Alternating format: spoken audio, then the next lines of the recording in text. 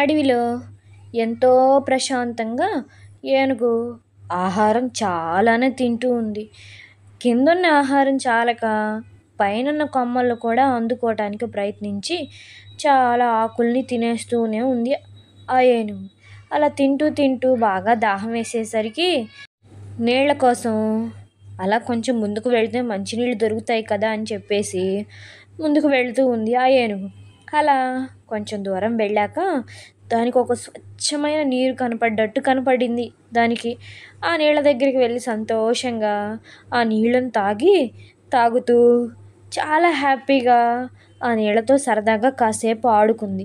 అలా చాలాసేపు ఆడుకొని ఇక ఇంటికి వెళదాం, ఇంటి దగ్గర నా కోసం ఎవరైనా ఎదురు చూసేవాళ్ళు ఉంటారు అని చెప్పేసి నిదానంగా మళ్ళీ ఇంటికి బయలుదేరింది ఆ ఏనుగు. అలా బయలుదేరి వెళ్తూ ఉండగా దాని కాలులో ఒక ముళ్ళు గుచ్చుకుంది. పాపం ఆ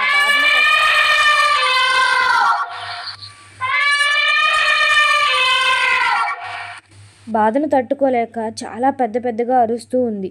ఆ అరుపులు విన్న కుందేలు ఏం జరిగిందో అని అంటూ దగ్గరికి కుందేలుని అడగ్గా నా కాలులో ముళ్ళు గుచ్చుకుంది అని చెప్పింది. సరే నేను తీస్తాను ఆగు అని చెప్పేసి కుందేలు ఏనుగు వెనకమాలకెళ్ళి దాని ముళ్ళుని తీసివేసింది. దానికి ఏనుగు చాలా పెద్ద థ్యాంక్స్ అని చెప్పింది. ఏనుగు నువ్వు అంత శరీరంతో ఉంటావు, ఈ చిన్ని ముళ్ళు నిన్నేం చేసిద్ది అని అనగా శరీరం ఎంతైనా కానీ ముళ్ళు నొప్పే కదా అని చెప్పింది ఏనుగు. దాంతో థ్యాంక్స్ చెప్పింది ఏనుగు కుందేలుకు. సరే థ్యాంక్స్ దేనికిలేండి అని చెప్పుకొని ఇక కుందేలు ఏనుగు ఎటువైపు వాళ్ళు అటు వెళ్ళిపోయాక చాలా రోజులు గడిచాయి, నెలలు కూడా గడిచిపోయాయి. ఒకరోజు కుందేలు ఇక్కడ ఏదైనా మనం ఇంటిని ఏర్పాటు చేసుకుందాం అనేని ఒక కొండ దగ్గరకు వచ్చింది. అలా వచ్చేసరికి ఒక నక్క దాని ఎదురుగా నిలబడింది. పాపం దానికి చాలా భయం వేసింది. నక్క అదే మాదిరిగా దాన్ని చూస్తూ ఉంది.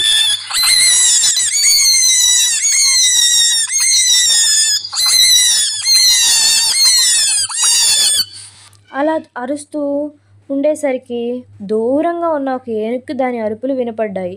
నీ అరుపులు ఎవరికి వినపడవులే అనుకొని నక్క పళ్ళికిలిస్తూ ఉంది.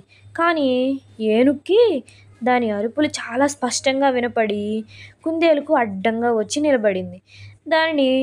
దానికి ఏ భయం కలగకుండా దానిని ఏనుగు శరీరం పైకి ఎక్కించుకుంది. నక్క దాన్ని చూసి అబ్బో పెద్ద వచ్చారే, నాకు భయం వేస్తుందిగా ఇంకా అని మనసులో అనుకొని ఇక్కడ నుంచి వెళ్ళిపోవడానికి మంచిది, నేనేం చేయలేదండి దాన్ని, అదే అనవసరంగా అరిచింది అని చెప్పేసి ఫాస్ట్గా పరిగెట్టింది ఏనుగుని చూసి. ఇక అప్పుడెప్పుడో కుందేలు ఏనుగు ముళ్ళు తీస్తే ఇప్పుడు ఏనుగు దానికి నక్కకు ఆహారం కాకుండా అడ్డం వచ్చింది. ఇక ఇద్దరు థ్యాంక్స్ చెప్పుకున్నారు. ఒకళ్ళు చేసిన సహాయం ఒకళ్ళకి ఎంతో బాగా నచ్చి మంచి స్నేహితులయ్యారు.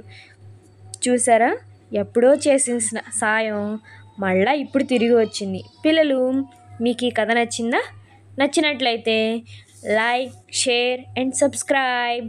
Thank you for your watching. మనకి మంచి మనసు ఉంటే అంతా మంచి జరుగుతుంది. ఓకేనా, బాయ్.